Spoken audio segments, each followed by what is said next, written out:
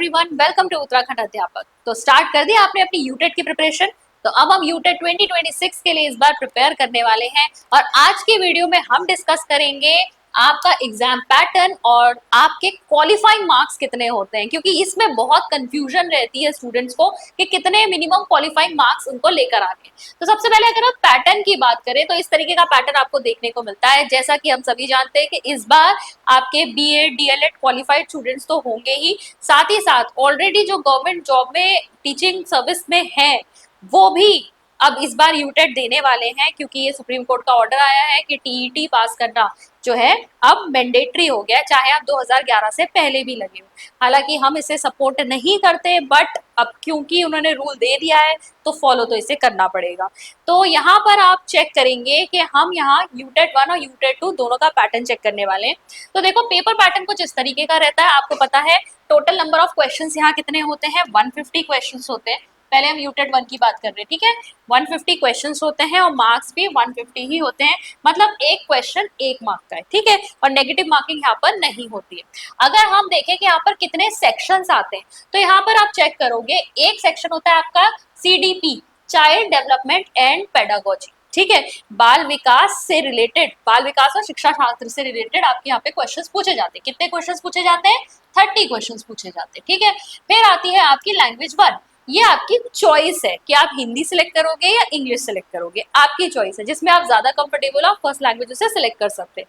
Again इसमें भी आपके 30 क्वेश्चंस आते हैं, ठीक है। फिर हम लैंग्वेज 2 को देखेंगे। अब लैंग्वेज 2 कौन सी होगी? जो द्वितीय भाषा आपकी है वो आपकी फर्स्ट लैंग्वेज से डिफरेंट होनी चाहिए। यानी अगर आपने पहले हिंदी सेलेक्ट की है तो लैंग्वेज 2 में आप इंग्लिश सेलेक्ट करेंगे। ऑप्शन और भी होते हैं, उर्दू है, संस्कृत है, वो आप अपने हिसाब से देख सकते हैं, बट जनरली हम यहाँ हिंदी इंग्लिश लेके चलते हैं। तो यहाँ पर हिंदी अगर आपने पहले में सिलेक्ट किया है तो आप लैंग्वेज 2 क्या सिलेक्ट करोगे? इंग्लिश सेलेक्ट करोगे, ठीक है। तो यहाँ पर भी आपसे 30 क्वेश्चंस पूछे जाते हैं। फिर आता है आपका मैथ्स और एनवायरमेंटल स्टडीज, यहाँ पे 30 क्वेश्चंस और यहाँ पर भी 30 क्वेश्चंस। तो आपका कितने सेक्शंस में बटा हुआ है? ये 5 सेक्शंस में बटा हुआ है आपका यूटेट 1 का पेपर, जिसमें ईच सेक्शन से आपसे 30 क्वेश्चंस पूछे जाते हैं, विच ब्रिंग्स अप टू 150, ठीक है। टोटल 150 क्वेश्चंस हो जाएंगे, टोटल मार्क्स 150 हो जाएंगे। नेगेटिव मार्किंग यहाँ नहीं होती, इसलिए ये बहुत सही रहता है कि आप सारे क्वेश्चंस अटेम्प्ट करें, ठीक है। आपको आता हो या ना आता हो, सारे क्वेश्चंस अटेम्प्ट जरूर करने हैं, कुछ ना कुछ आप जरूर मार्क कीजिए वहां पर। फिर ये ऑब्जेक्टिव टाइप एमसीक्यूज, ये हम जानते ही हैं, ठीक है। और जो लैंग्वेज ऑफ क्वेश्चन पेपर है वो आपका इंग्लिश और हिंदी दोनों में आता है। अब अगर हम यूटेट 2 की बात करें, ठीक है, यूटेट 2 कौन देता है? बीएड क्वालिफाइड, ठीक है, जिन्होंने बीएड किया होता है, क्योंकि यूटेट 2 किसको पढ़ाने के लिए है? क्लास 6 to 8, ठीक है। यूटेट 1 किसके लिए था? क्लास 1 to 5, प्राथमिक कक्षाओं के, ठीक है, 1 to 5। और ये देता कौन है? जिसने डीएलएड क्वालिफाई किया, ठीक हो गया। अब यूटेट 2 में चेक करेंगे, सेम यहाँ पर भी रहता है। हमारे सेक्शंस कितने होते हैं? 5 सेक्शंस होते हैं यहाँ पर, अगर हम मैथ साइंस की बात करें। अच्छा, अब अगर आपने बीएससी किया है, ठीक है, अगर आप साइंस साइड से हैं तो यहाँ पर आपके जो सब्जेक्ट होते हैं मैथ्स और साइंस आते हैं। इसके अलावा कुछ भी है, अगर आपका ग्रेजुएशन कैसा है, आर्ट्स में है, कॉमर्स में है, तो आपका सब्जेक्ट यहाँ पे यूटेट 2 में क्या पूछा जाएगा? एसएसटी पूछा जाएगा। अब जरा पैटर्न चेक करो, कुछ तो आपका पैटर्न सिमिलर होता है जैसे यूटेट 1 से। यानी आपका फर्स्ट सेक्शन सीडीपी रहेगा, जिसमें आपसे 30 क्वेश्चंस यहाँ पे पूछे जा रहे हैं। लैंग्वेज फर्स्ट जो होगी आपकी, हिंदी या इंग्लिश में से एक लैंग्वेज आप सिलेक्ट करेंगे, यहाँ भी आपसे 30 क्वेश्चंस पूछे जाएंगे। और जो लैंग्वेज आप लैंग्वेज फर्स्ट में सिलेक्ट करोगे उसे लैंग्वेज 2 में नहीं करना है, लैंग्वेज 2 में दूसरी लैंग्वेज करोगे। अगेन यहाँ पर भी 30 क्वेश्चंस होंगे, ठीक है। तो यहाँ पर हम देख रहे हैं कि फर्स्ट 3 सेक्शंस तो आपके वहां भी बिल्कुल सेम आ रहे हैं, ठीक है।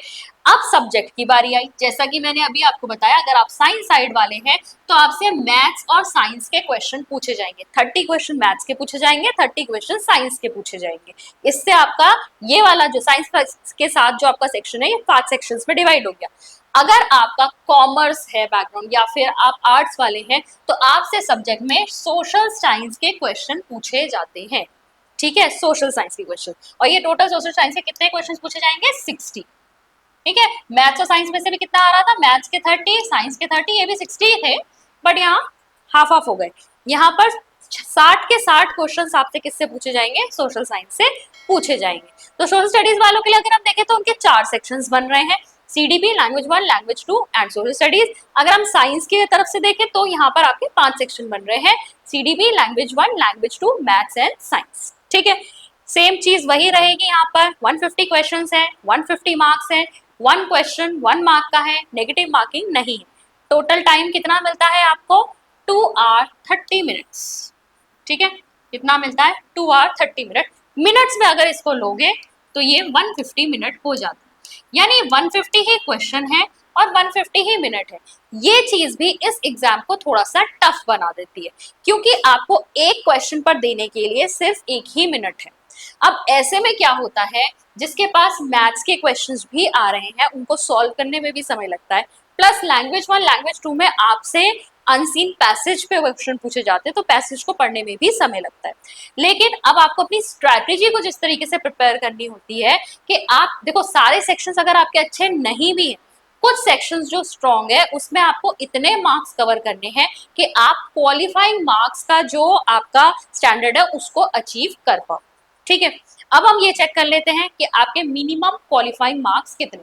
तो देखिए, ये आपका जो प्रीवियस आपका यूटेट का नोटिफिकेशन था उसमें भी मेंशन रहता है कि आपके न्यूनतम अर्हता अंक कितने हैं अलग अलग कैटेगरीज के लिए। तो यहाँ पर अगर हम सामान्य वर्ग की बात करें तो सामान्य वर्ग के लिए ये रहता है 60%।